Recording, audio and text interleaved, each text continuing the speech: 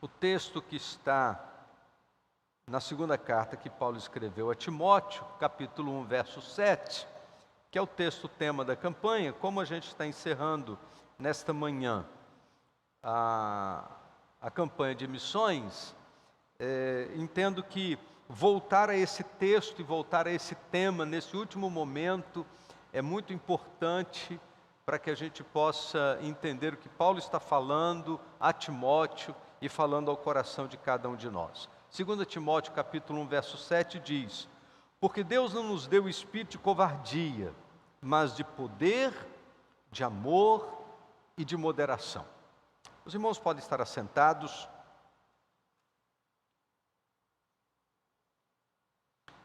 Porque Deus não nos deu espírito de covardia, mas de poder, de amor e de moderação. O encerramento de uma campanha de missões é sempre para nós um momento de muita expectativa, porque eu tenho certeza que cada irmão, cada família, nesse processo de mobilização missionária, fez o máximo para trazer ofertas generosas e significativas para o sustento dos mais de 2.000 missionários que estão espalhados pelo mundo através da Junta de Missões Mundiais, e nós louvamos muito a Deus pelo trabalho que tem sido feito pela nossa convenção, pela nossa junta, pelas igrejas que estão sendo plantadas em todo o mundo, pelas vidas que estão sendo alcançadas pela graça do Evangelho. Depois de cada mensagem que compartilhamos durante todo esse processo de campanha, cada café com fé missionário que tomamos juntos a cada manhã, cada reflexão que tivemos a oportunidade de compartilhar e cada oferta depositada no altar do Senhor em atitude de compromisso do nosso coração com o sustento da obra missionária, hoje nós queremos concluir esta campanha afirmando: eu creio no poder do Evangelho. Você poderia repetir junto comigo esta afirmação? Eu creio no poder do Evangelho. O tema da campanha é Viva o Poder de Transformar. E eu creio no poder do Evangelho. E eu quero dividir a mensagem desta manhã apenas em 2 momentos, em 2 partes, em 2 declarações. Primeiro, eu creio no poder que transformou a minha vida, porque nada começa nos confins da terra. O Evangelho começa transformando a nossa vida. Tudo começa dentro do nosso coração. E se o nosso coração é fechado, não é através de nós que o Evangelho vai alcançar os confins da terra. Então eu creio no poder do Evangelho que transformou a minha vida. Muito antes de olhar para o Evangelho como o poder para transformar as nações, eu preciso manter na minha memória aquilo que Deus realizou na minha vida. E é uma pergunta que nós devemos responder: onde eu estaria hoje se não fosse a graça de Jesus? Onde estaria eu hoje se eu não tivesse sido alcançado pelo poder do Evangelho? Como estaria a minha vida nesse momento se não for a graça do Senhor alcançando a minha vida? Eu tenho certeza que todos nós que aqui estamos lembramos como era a nossa vida antes de Cristo, como foi o nosso encontro com o Evangelho, e o que o Evangelho produziu de transformação na vida de cada um de nós, em nossos valores, em nossos compromissos, em nossas prioridades. Uma das marcas da segunda carta de Paulo a Timóteo, especialmente nesses versos iniciais, É o ânimo que o apóstolo Paulo procura trazer ao coração de Timóteo através da recordação dos eventos ocorridos pelo poder do Evangelho na sua vida. Só nesse primeiro capítulo, e nesses versos anteriores ao verso de número 7, o apóstolo Paulo fala sobre recordação, sobre memória, 4 vezes. Nos versos 3, no verso 4, no verso 5, no verso 6. No verso 3, Paulo diz assim: dou graças a Deus, a quem desde os meus antepassados sirvo com consciência limpa, porque sem cessar lembro de você nas minhas orações noite e dia. Paulo está dizendo: a sua vida está presente na minha memória. E a presença de Timóteo na memória do apóstolo Paulo levava o apóstolo Paulo a orar por Timóteo. Lembro de você nas minhas orações noite e dia. No verso 4, Paulo diz assim: lembro das suas lágrimas e estou ansioso por ver você, para que eu transborde de alegria. Quando Paulo lembrava de Timóteo, ele lembrava da sensibilidade espiritual que acontecia no coração de Timóteo, que o levava às lágrimas.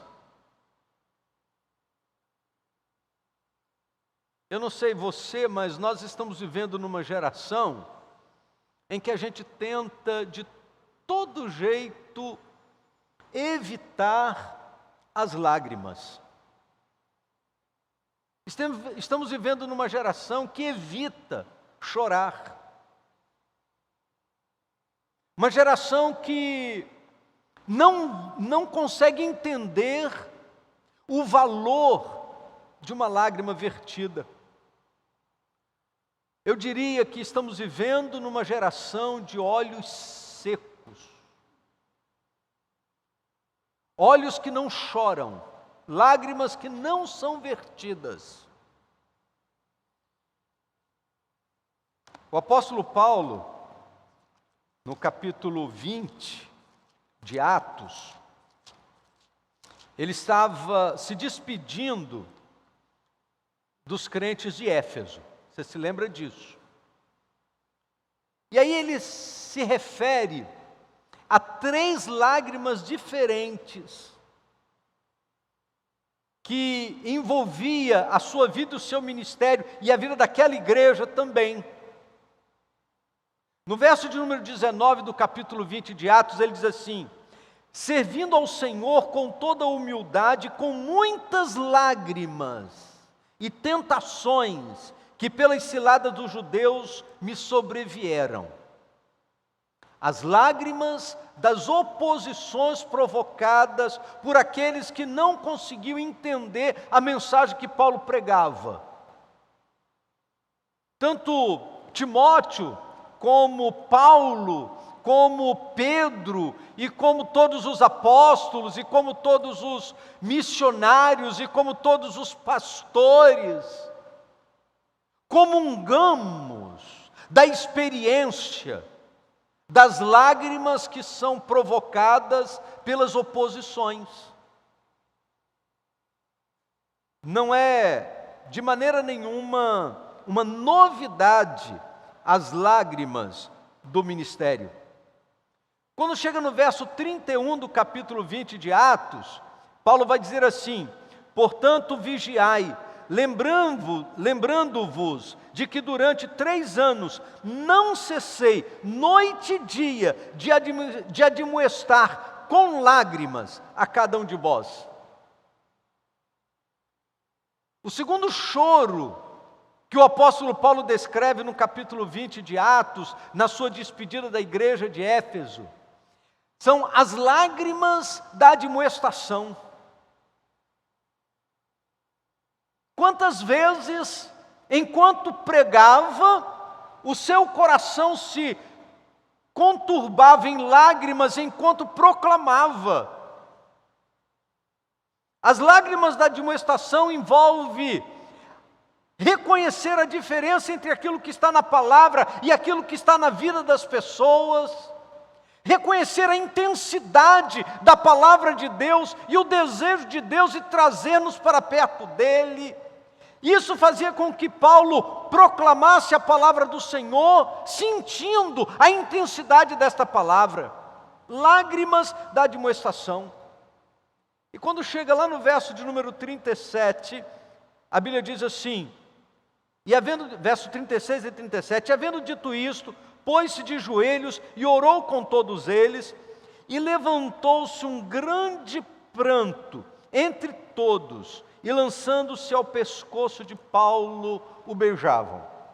Agora não era só lágrima de Paulo, mas de todos, que no momento da sua despedida, diz a palavra de Deus que todos choravam, e aí é a lágrima da comunhão, lágrimas do amor fraternal, lágrimas da importância da vida uns dos outros, ou da vida de um na vida dos outros. E esse momento da despedida do apóstolo Paulo, diz a palavra de Deus, que o seu coração se confronte junto com toda aquela igreja, e eles choraram juntos, porque Paulo estava partindo, e seria aquele último momento que eles teriam a oportunidade de vê-lo face a face. Paulo não se esquece das lágrimas, e às vezes nós nos esquecemos das lágrimas. Paulo, escrevendo a Timóteo, diz então: lembro-me das suas lágrimas, lembro-me dos momentos em que você chorou pelo Evangelho, lembro-me das suas lágrimas. No verso de número 5 diz assim: lembro de sua fé sem fingimento, a mesma que primeiramente habitou em sua avó Lóide e em sua mãe Eunice, e estou certo que habita também em vós, ou habita também em você. Eu lembro que a sua fé é genuína. E essa expressão, lembro-me da sua fé sem fingimento, é porque infelizmente existe muita fé fingida. E a fé fingida, ela não consegue suportar os momentos maus. A fé fingida, ela gosta muito dos momentos bons, mas na hora das situações difíceis, a fé fingida não consegue suportar. Lembra da parábola que Jesus contou dos solos diferentes? O semeador saiu a semear a boa semente. Parte caiu na beira do caminho, parte caiu entre os espinhos, parte caiu sobre as pedras e parte caiu em terreno fértil. A parte que caiu na beira do caminho, diz a palavra de Deus que o diabo fez questão de tirar esta palavra de seus corações. A parte que caiu entre os espinhos são aquelas pessoas que ouvem a mensagem do Evangelho, mas os prazeres do mundo, os interesses desta vida, sufocam a mensagem da palavra de Deus. A parte que caiu sobre as pedras são aqueles que ouvem a mensagem, mas a fé é fingida. E quando vem as provações, o sol esquenta, não consegue suportar. Quem tem fé fingida não consegue suportar as pressões. Tem uma hipersensibilidade e qualquer coisa que se fala já fica estremecido. Eu estou enviando todos os dias para os irmãos um devocional. Eu tenho descoberto coisas extraordinárias na palavra de Deus. Algumas coisas que eu já tinha lido muitas vezes, eu nunca tinha me apercebido. E num dos devocionais desta semana, eu separei um versículo em que Neemias não conseguiu se conter diante de algumas pessoas que não eram muito afeitos à palavra. E a Bíblia diz que Neemias, o texto diz assim: e contendi com alguns deles. e espanquei outros. Você lembra disso, dessa semana? Contendi, espanquei outros, arranquei os cabelos de outros. E eu fiquei pensando, gente, a gente está vivendo num tempo de tanta hipersensibilidade, que se o pastor fala um pouquinho mais grosso, as pessoas já ficam ofendidas. Imagine arrancar os cabelos. Imagine se o pastor fizesse igual Neemias, fosse espancar alguns porque não tomam vergonha na cara. Se a mensagem é um pouquinho mais incisiva, tem gente que já fica todo ofendido. O pastor falou isso, o pastor falou aquilo.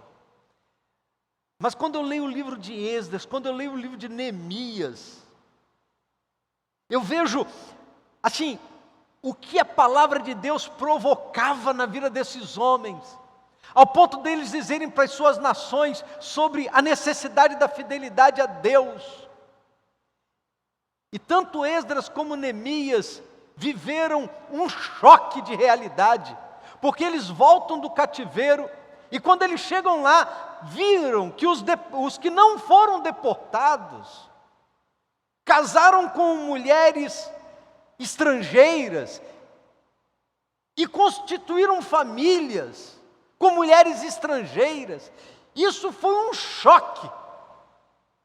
E a Bíblia diz que eles contenderam, eles brigaram, eles disseram: olha, o que a palavra de Deus diz é isso, e vocês estão sendo infiéis à palavra de Deus, não pode ser assim.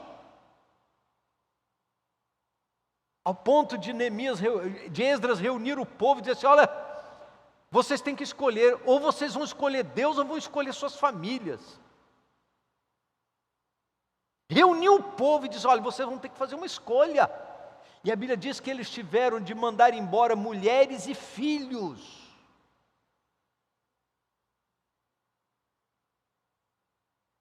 A gente tenta ajeitar as coisas, né? A gente vive num tempo em que a gente tenta dar um jeitinho nas situações, para poder acomodar as coisas, e a gente fica acomodando aos nossos olhos, dentro da nossa horizontalidade, porque nas relações com Deus, eu tenho dito que Deus não tem compromisso nenhum de ajeitar as suas leis, para poder acomodar as nossas infidelidades. Deus não tem compromisso nenhum de mudar aquilo que Ele tem como princípio, a fim de atender às nossas infidelidades. Cada pessoa há de responder pelas suas infidelidades, diante da lei de Deus, que não vai mudar.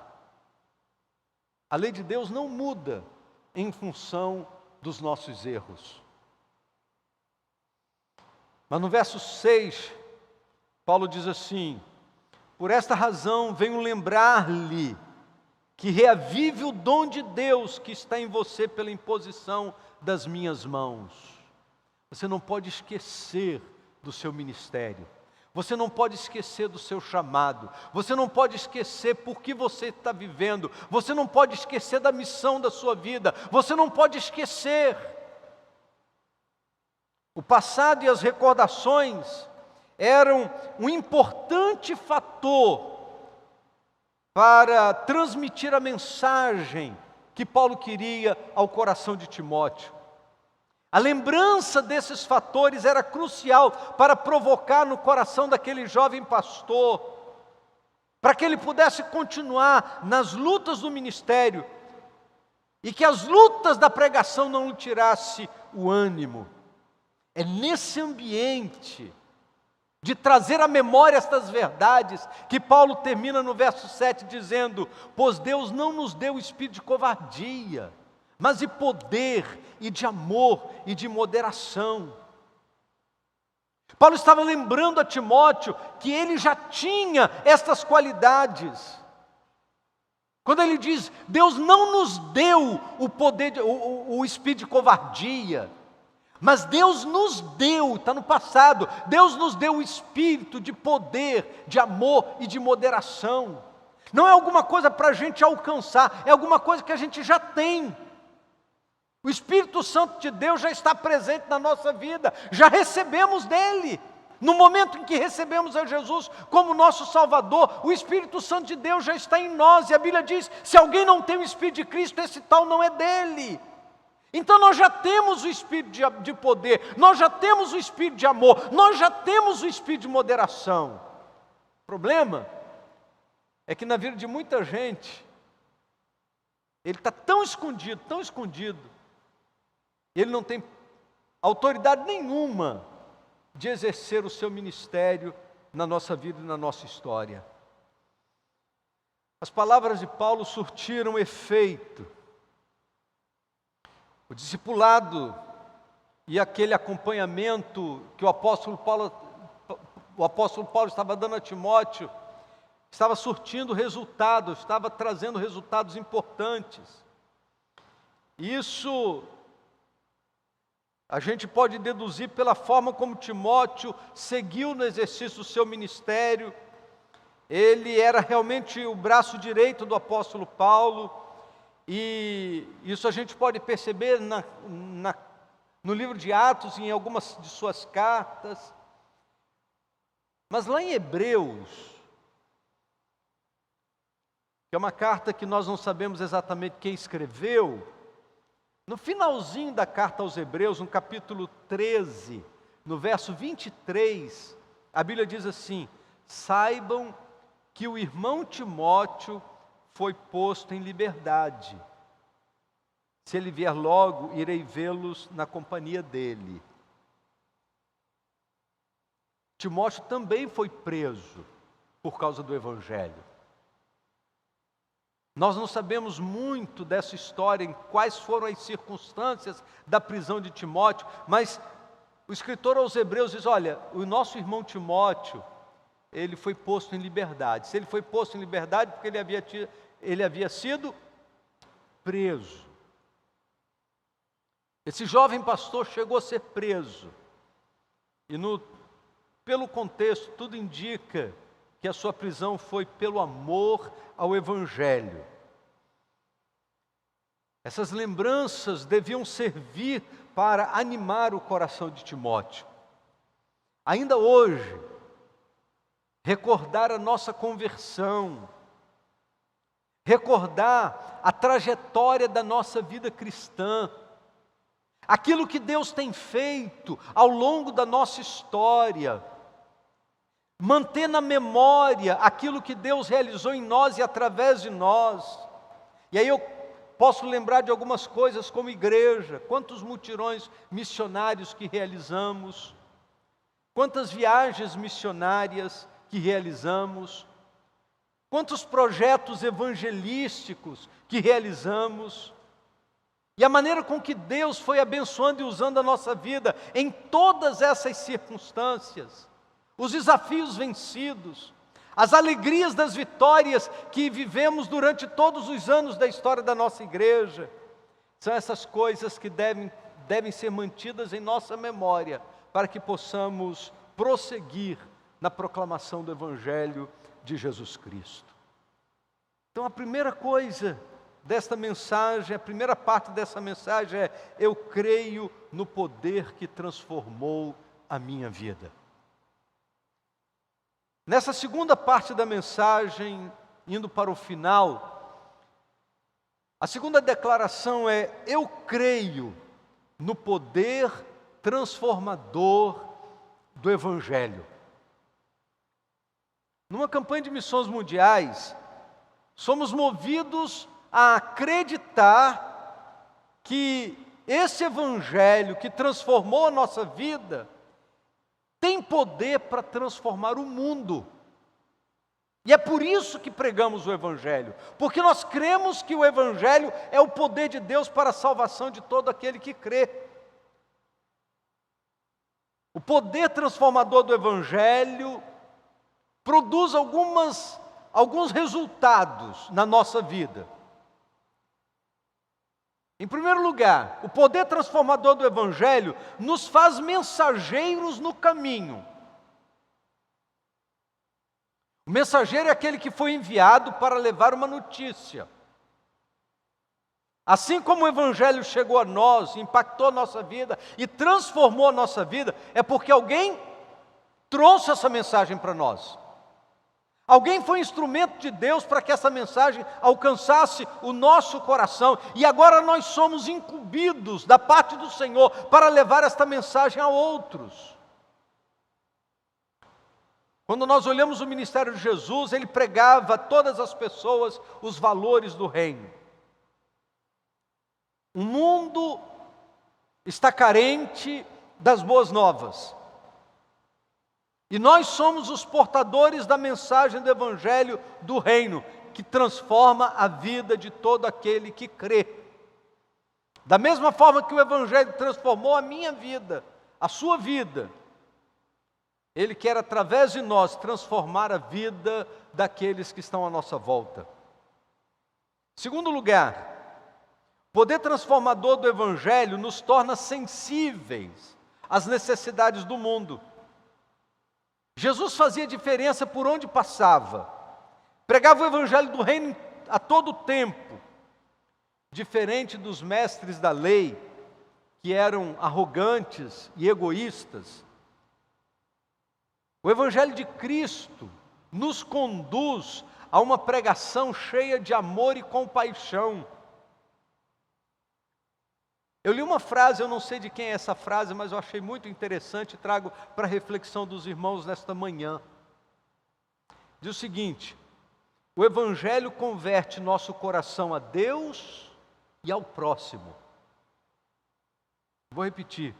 O Evangelho converte o nosso coração a Deus e ao próximo.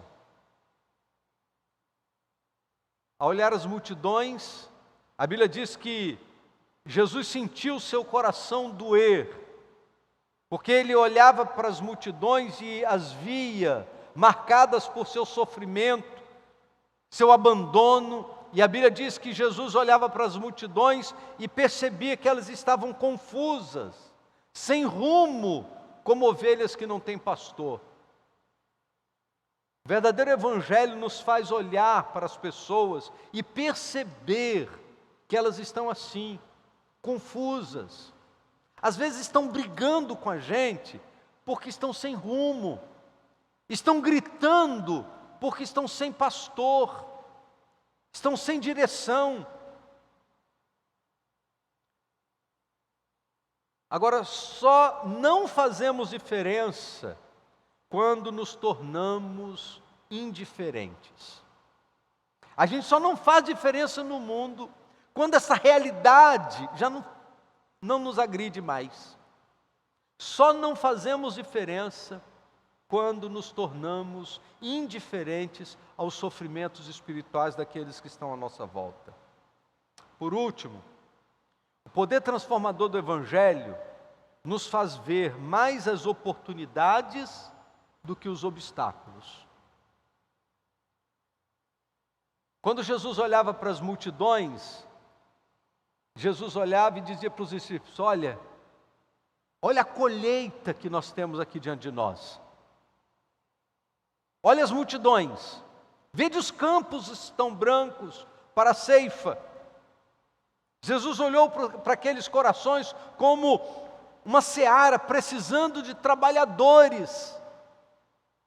Nós precisamos olhar ao nosso redor e ver as oportunidades de semear o Evangelho no coração das pessoas. Preste atenção nesta frase. Cada coração sem Cristo é uma seara espiritual. Cada coração sem Cristo é uma seara espiritual que precisa ser cultivada. O campo é um campo que precisa ser tratado, plantado, cultivado, para que possa produzir os seus frutos. Nossos olhos humanos, às vezes, nos traem. Por isso nós precisamos olhar para o mundo com os olhos de Deus. Precisamos olhar para esta realidade com os olhos de Jesus. Lá no finalzinho agora, o pessoal aí da mídia, por favor. depois da conclusão. Eu creio no poder transformador da igreja como agente de transformação. Por isso o tema desse ano da nossa igreja é: eu sou um agente de transformação. Eu creio no poder transformador da igreja como agente de transformação. Não é sem propósito que nesse ano temos esta ideia como foco ministerial da nossa igreja. Eu sou um agente de transformação. Esse é o nosso foco ministerial desse ano. E é muito interessante que, quando decidimos por esse foco ministerial, a gente não sabia o tema da campanha de missões mundiais. E aí, quando recebemos o tema da campanha de missões mundiais, viva o poder de transformar. Eu sou agente de transformação, mas eu preciso viver esse poder de transformar. Senão, vai ser tudo a mesma coisa. Queridos, há um poder que emana da igreja, que se propõe a ser uma agente de transformação. Há um poder que emana da vida de cada discípulo, que se propõe a ser um agente de transformação. Eu quero terminar a mensagem desta manhã com uma frase de reflexão. Não basta reclamar das trevas que sufocam o mundo. É preciso acender a luz. Não basta reclamar das trevas que sufocam o mundo. É preciso acender a luz. Isso está nas mãos da igreja, em nossas mãos. Levar a luz de Cristo é o nosso compromisso. Vamos orar? Feche seus olhos. Vamos falar com Deus. Ó Deus bendito,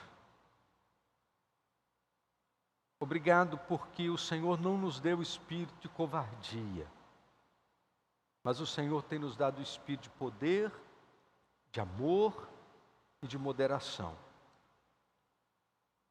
Obrigado porque o Senhor não vai nos dar, o Senhor já nos deu, porque Ele já está presente na vida da igreja.